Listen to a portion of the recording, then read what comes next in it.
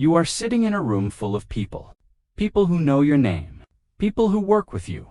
People who think they know exactly who you are. And yet, right now, you have never felt more invisible. This is not a mistake, and you are not imagining it. When you pack up your life and move across the world, you prepare for the obvious things. You prepare for the language barrier. You prepare for the expensive rent. You prepare for the complicated paperwork. But nobody prepares you for the psychological split. You do not just leave a country, you leave a version of yourself. The version that knew how to navigate the streets without a map. The version that understood every joke, every cultural reference, every unspoken rule. The version that did not have to calculate time zones before making a simple phone call to the people who love you most. And now, you are here. You built the life you said you were going to build. You got the job. You have the place. On paper, everything is a success. So why does it feel like you are carrying a weight that nobody else can see? Psychologists who study immigrant mental health understand exactly why this happens. They explain that the immigrant brain is constantly forced to operate in two realities at once. Part of your mind is managing the present, speaking the new language, doing the work, smiling at the neighbors. But the other part of your mind is permanently anchored to the past. It is wondering what your mother is cooking right now. It is picturing your childhood bedroom. It is missing the specific smell of the air after it rained in your hometown.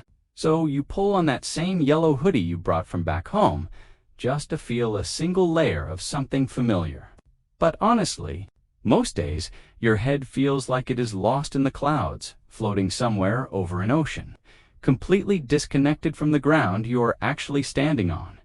Living in two places at once is exhausting, because you belong everywhere, and yet you belong nowhere completely. When you go back to visit, you realize the home you left has quietly moved on without you.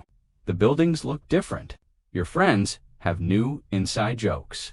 You have become a guest in the place where you used to be the main character.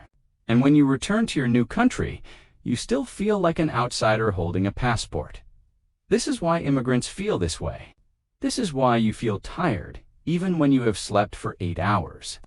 This is why a certain song, or a certain smell, or a certain date on the calendar can completely break your heart in the middle of a Tuesday afternoon. You are grieving a life that still exists, just without you in it. And you are doing it while convincing the entire world that you are perfectly fine. The psychology verdict is this. Feeling this way does not mean you failed. It does not mean you made the wrong choice. It simply means you loved what you left behind. The heavy feeling in your chest is not weakness. It is the cost of being brave enough to build a bridge between two worlds. And carrying that bridge takes immense strength. If this is exactly how you feel, you are not alone. Share this with someone who is quietly carrying the same weight. Subscribe to the Psychology Review, because what immigrants carry deserves to be said out loud.